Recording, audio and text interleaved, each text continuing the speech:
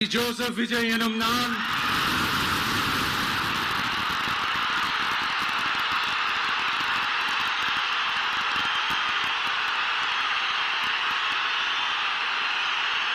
சட்டப்படி அமைக்கப்பெற்ற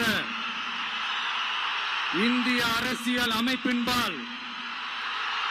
உண்மையான நம்பிக்கையும் மாறா பற்றும் கொண்டிருப்பேன் என்றும் இந்திய நாட்டின் ஒப்பில்லாத முழு முதல் ஆட்சியையும் ஒருமையையும் நிலை நிறுத்துவேன் என்றும்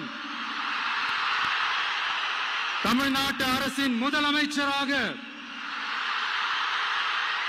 உண்மையாகவும் உளச்சான்றின்படியும் என் கடமைகளை நிறைவேற்றுவேன் என்றும்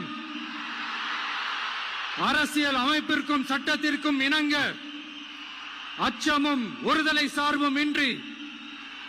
விருப்பு வெறுப்பை விலக்கி பலதரப்பட்ட மக்கள் அனைவருக்கும் நேர்மையானதை செய்வேன் என்றும் ஆண்டவன் மீது ஆணையிட்டு உறுதிமொழிகிறேன்.